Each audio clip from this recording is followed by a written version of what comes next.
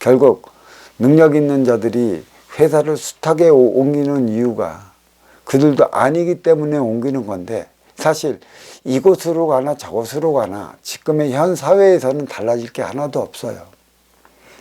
푸른 언덕이라는 소리를 참 많이를 해요. 멀리서 보면 두 군데의 그 잔디밭이 잘 깔려져 있어 선택을 하는 것이지, 강 건너 저 푸른 잔디밭으로 갈까 아니면 이 가까운 푸른 잔디밭으로 갈까, 보기에는 똑같아. 근데 푸른 잔디밭에 딱 놀라고 한다면 멀리서 볼 때는 전부 푸른 잔디밭인 줄 아는데 가까이에 딱 가보면 듬성듬성 파져 있고 먼지도 나고 참 보기가 안 좋아. 왔으니까 여기서 그 나름의 피크닉도 즐기고 힐링도 하려고 하지만 자꾸 저 물 건너에 저 푸른 잔디가 더 좋아 보이걸라. 근데 욕심을 내는 거야. 근데 푸른 잔디로 딱 보면 여기나 거기나 좋을 게 하나도 없어.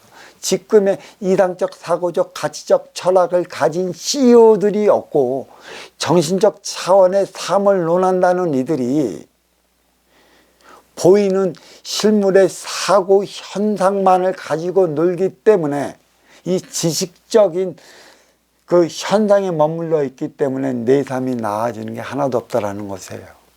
알아야 할 것은 보이는 것은 보이지 않는 것에 의해 움직인다는 사실이에요. 그러면 과연 보이지 않는 이 현상을 아는 이만이 보이는 차원의 현상을 이해를 하는 것이라, 보이지 않는 이승의 차원의 이계와 질서를 아는 이만이 보이는 차원의 위계와 질서를 잡아나갈 수 있는 법인데, 전부 다 지식적 차원에 머물러 있기 때문에 보이는 차원만 가지고 모든 대안을 만들어내려고 하고 있어요. 이게 무슨 소리냐? 보이지 않는 차원을 모르고 보이는 차원만 가지고 논다는 것은 사실 부분을 가지고 전체를 이해를 하는 것처럼 큰 소리쳐요. 보이지 않는 현상을 모르고 논하는 모든 이념과 사고와 철학은 부분에 불과한 것이에요. 그러니까 이 부분이 전체를 만들어 나가야 하는데, 이 전체가 어떻게 생겼는지도 모르는 나의 지식적 사고의 내 욕심으로 이 부분을 가지고 전체를 만들어 나가다 보니까 논문은 하나 쓰면 막혀. 또 그 논문 또한 하나 쓰면 또 막힌데도, 그러니까 요 논문이 끝나고 요거 넘으면 요게 뭐가 있는지 모르고 인간의 사고적 사상적 지혜와 남겨진 지식을 가지고 또 하나의 부분을 만들어 나가다 보니까 오류를 범해지는 것이지, 이 보이지 않는 차원은 전체입니다. 이 순리를 안다면 이 전체를 통해 부분으로 시작을 하는 거기 때문에 거침없이 순리, 섭리, 이치를 알기 때문에 만들어 나가는 거예요. 보이지 않는 차원을 모르고서는 보이는 차원을 얘기해서는 안 되는 것이죠.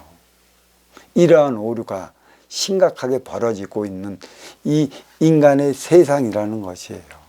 인간의 세상, 인간 세자를 써서 세상이라는 것인데, 물론 인간 머리, 몸통, 다리로 이루어져 있는 인간의 세상인데, 머리, 몸통, 다리 세 개의 차원으로 나뉘어 운행되는 세상을 가리키는 세상이 아니에요.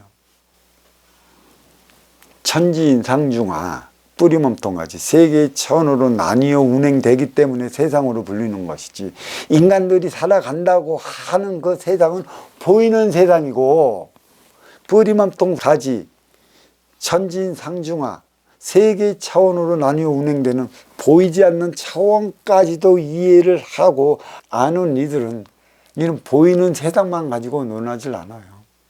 가장 핵심적인 것은 머리는 몸통 다리를 운영을 해요. 하지만 몸통은 다리의 에너지와 머리의 에너지가 내 몸통 오장육부를 통해 소통하는 것, 소통의 기관으로서만 자리하고 있어요. 그게 부분인 것이고, 또 다리는 다리로서 활동 주체의 역할만 하고 있다는 것이죠.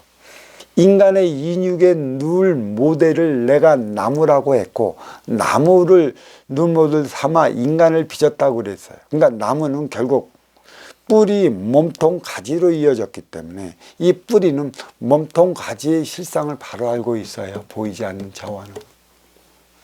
그래서 뿌리에서 그 생성시킨 에너지를 몸통을 통해 가지로 올려주는 것이에요. 그래서 뿌리는 보이지는 않지만 보이는 몸통 가지의 차원을 모두 알고 있는 것이고, 이 몸통은 에너지를 순환시키는 교육의 장소인 것이고, 또 가지는 육생의 열매를 맺는 곳이라 몸통 가지는 부분으로서 전체가 어떻게 된 것이라 생각을 해 나가는 것입니다. 어디에서 태어났느냐도 중요하고 어디에서 살아가느냐도 중요한 것이며, 어디에서 어떠한 그 인연을 만나 어떠한 가르침을 받아서 살아가는 것도 중요한 것이에요. 우리가 또 어떤 얘기를 할 수 있냐면, 저한테 가끔 이런 질문을 하는 이가 있어요. 깨달음이란 어느 날 갑자기 오는 것입니까? 그게 깨달음입니까? 불교적 용어는 도노돈순이 도노점순이 얘기를 상당히 많이 해요. 저는 여기서 법문을 해요. 제가 무엇을 얼마나 많이 알고 있겠습니까만, 저는 물어보지 않는 것에 대해서는 모릅니다. 하지만 물어보는 것에 대해서는 거침없이 대답을 할 수가 있어요. 물어보지 않은 상태에 있어서의 나, 운용의 주체, 정신적인 지도자라고 자처하는 나는 물어보지 않으면 그냥 천진난만합니다.